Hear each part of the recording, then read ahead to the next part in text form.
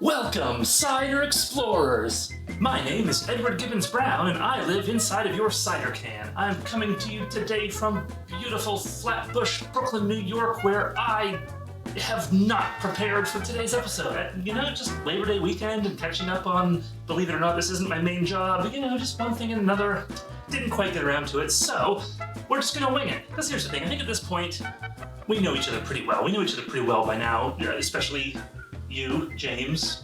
James, you know what I'm talking about. At this point, you know the routine, right? We're gonna make a cider cocktail, so let's just do it, right? Let's just do it, right? All right, here we go.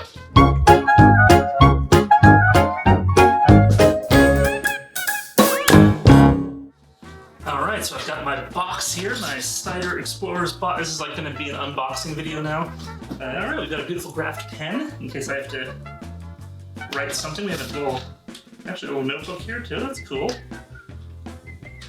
Yeah, see, if I had been using something like this the whole time, I could have been keeping track of all these cocktail. I shouldn't curse. All these recipes. And we've got a little note here written on the cardboard. I don't know if you can see that. That's an old Craig Ferguson gag. You hold something up and then pull it away before the camera gets to see it. Any Craig Ferguson fans out there? Let me know. Let me know. I won't see it in the comments, but write me, care of Graft. Just like send all your letters addressed to me to Graft, and I'll definitely get them, and it won't annoy anybody. Okay, so we've got a little note written on the cardboard. It says, "Hey Ed, hey, please make a cocktail with Moth to a Flame. Thank you." Okay, that's what we're gonna do.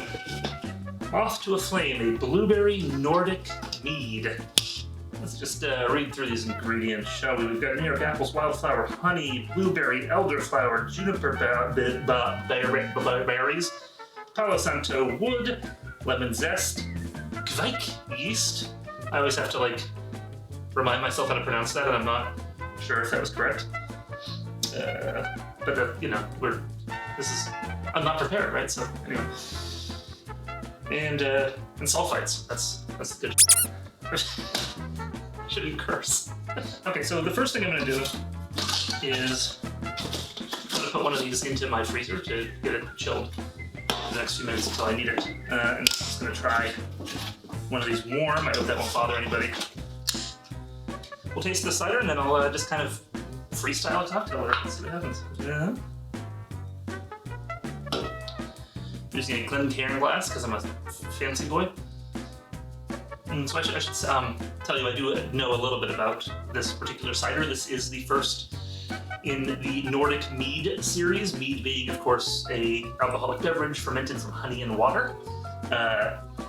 This uses the Kveik yeast, as I mentioned before, which I might still be mispronouncing, but that gives it kind of a tropical, fruity quality, but not too overpowering, right? So this is like the type of yeast that you select to do the fermentation is going to influence the final product, and that's just the kind of attention to detail that you come to expect from Graft products.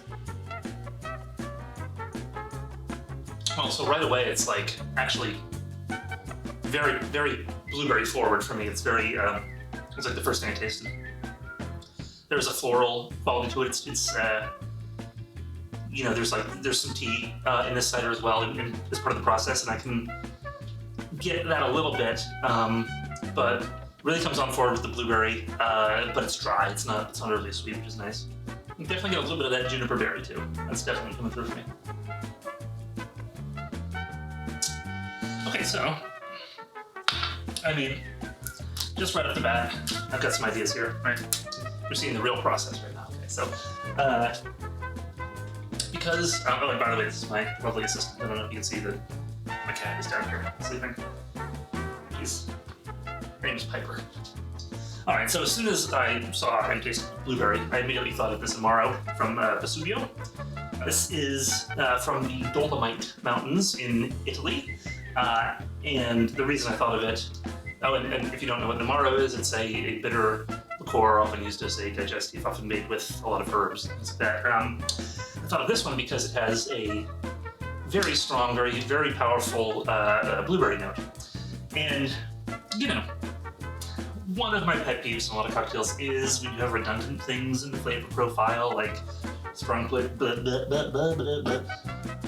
blueberry note in the cider, strong blueberry note in the Amaro, but I think in this case, you know what, it's going to be good. I'm going to put it in like a, I'm going to make like a little spritz template kind of thing with the cider standing in for the sparkling wine.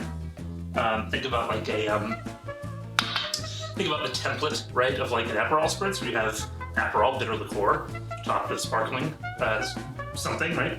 In this case, cider. That's kind of what we're going to do. Start out with a wine glass, and you know what I do want to also do, because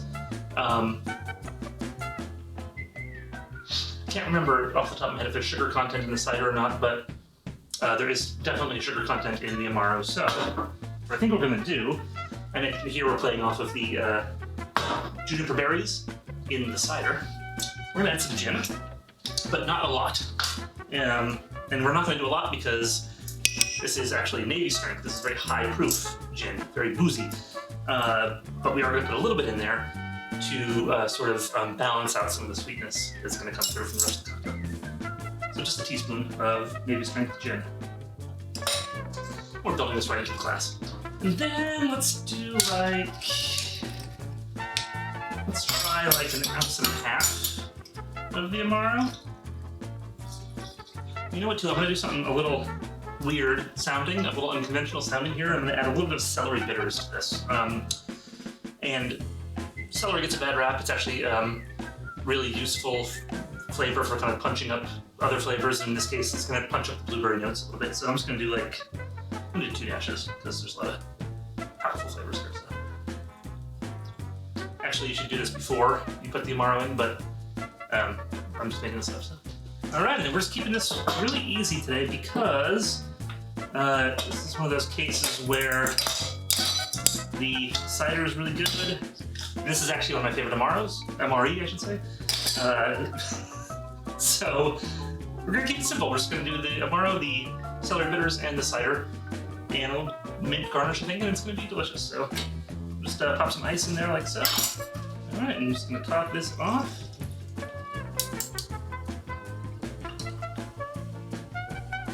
And some mint garnish. Don't forget to spank the mint. And there you have it. Ah, you know what? We need to come up with a name for this. This is always the hardest part. So I'm going to taste it first. That might help in the old bit.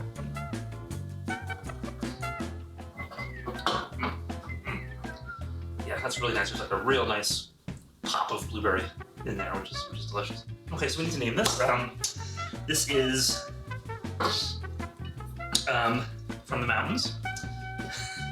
So you see, there's even a mountain right in front of the bottle. If you want to take a look at that. And then we have a Nordic mead here, a Nordic style mead. So first thing that pops into my head in terms of naming this thing is let's look up some Nordic mountain ranges. Nordic mountain range. This is the non-sexy part of the cocktail. Here's the problem, I can't pronounce a lot of this. Galdhoppigen Skagats-Osten. Doesn't have that je ne sais quoi, does it? Okay, well, I would assume I'm going to pronounce this incorrectly, but I think I've got the mountain here that we're going to name. Okay, so this is a mountain in Norway, okay? And I'm probably pronouncing it wrong, okay? But this is, we're officially naming this the,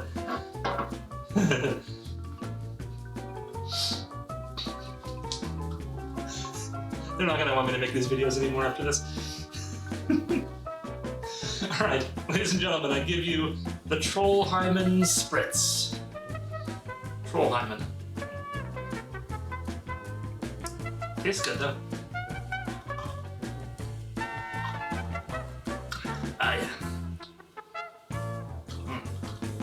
That's good, Trollheimen. Alright, well, Well, until next time, cheers, Cider Explorers.